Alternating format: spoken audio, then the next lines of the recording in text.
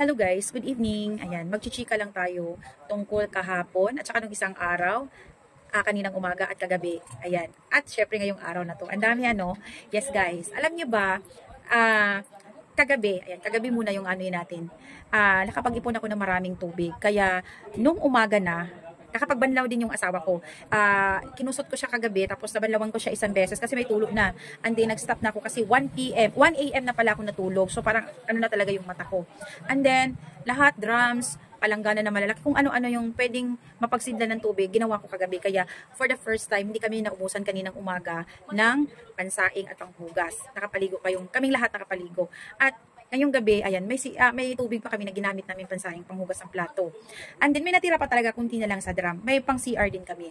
So iba talaga pag nanay yung nag-asikaso. Kukumplituhin niya lahat para walang ganyan. So kwento naman natin nung isang araw, ayan, yun nga yung dahilan kung bakit na-imbiyar na naman ako sa asawa ko. Parang nagkabaliktad kami siya yung madaldal.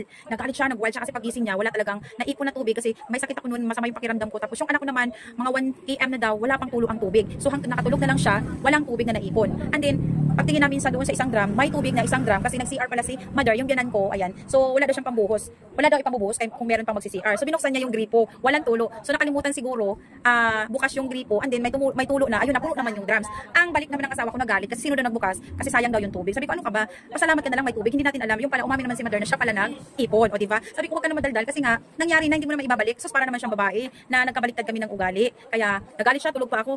Sabi ko, ano bang ingay-ingay mo? Sabi ko gano'n. Para talaga siyang babae, guys. Yung parang puwet naman yung bibig niya, galit na galit siya kasi nga masama ang gising dahil galing siya na gano'n. Parang masama ang gising pag CR niya walang tubig. Usually siya kasi yung talagang nag-ipon ng tubig. Nagbaback up lang ako pag sinabi niya matulog na siyang mauna. Pero kalimitan siya talaga. Trabaho niya yan. So ayun, para wala na maingay, hindi na maingay, bumangon na lang ako, nag-option ako, binuksan ko yung kanyang manukan, yung mini farm niya kasi may gripo doon na mababa, sadsad sa lupa. So naglagay ako ng palanggana, kinuha ko yung mga mineral water na malalaki, 4 na galon, doon ako nagsakod, around 6 to 7. So natapos na yata ako mga 8 kasi pinuno ko. So nakapaligo na yung mga anak ko. Tapos bumangon na siya, ganyan-ganyan pa siya. Sinaway ko na lang siya kasi ang ingay niya. Sabi ko, bitbitin mo na lang yung mga tubig doon. Dami mo pang ganyan. Tumigil naman kasi ayun na, nasolusyonan ko na kasi may tubig na. Sabi ko, parang babae ka, nagkabaliktad yata tayo. Hindi naman siya din nag-ano sa akin kasi may tubig na. So ngayong gabi, ayan, mag-iipon na naman kami ng tubig. Ano na namang mangyayari? Abangan na lang natin. So yan lang guys, kasi mahina talaga yung tubig ngayon kasi summer na. Baliktad nga dito eh. Summer is April, May or March. Nagsisimula sa March tapos hanggang ngayong May. So baliktad. Dapat may medyo ulan-ulan na ngayon kasi June na nga, paangat na ng June. So hindi, sobrang init guys. Maalinsangan talaga, walang hangin, walang ulan, wala. Baliktad siya, ano bang tawag nun? Change weather ba? Climate change siya. Yes, climate change siya. Kaya ngayon, yun ang nangyari sa akin kaninang umaga kagabi. Di ba, alauna ako nakatulog?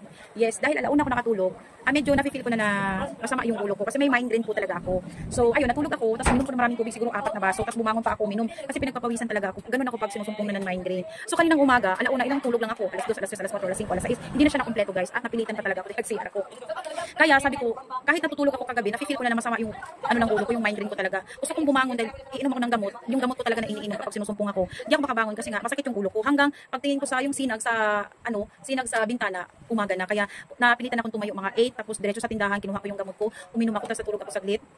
Pinaano ko muna na mag-circulate yung aking dugo, tapos yung gamot ko ma-absorb niya. Ayun, siguro mga 1 hour mahigit, okay na ako guys, nakatayo na ako. Pag gano'n na yung pakiramdam ko na okay na ako, tatayo na ako niyan, tapos ayun, gagawa na ako ng aking normal na ginagawa, araw-araw, umaga-umaga. So, ayun, tapos yung asawa ko sabi ko, bakit hindi ka na umalis? Kasi di ba sabi mo pupunta ka ng Siargao, sabi niya, hindi na kasi may sakit ka. Sabi ko, nagdadahilan ka lang, sabi mo, pupunta ka ngayon. Hindi, sabi mo nga masakit yung ulo ko. Totoo talaga guys, pag sumumpong yung akin migraine, marami talagang hindi magandang mangyayari. Yung dapat kong gawin, hindi ko na magawa kasi hindi ko halos mabuka yung mata ko. Pero pag uminom na ako ng gamot ko, ayan, ma-okay na talaga siya. So, normal lang, magtatrabaho na ako, chuchu. So, binabantayan ko lang maraming tubig, tapos maligo na ako talaga.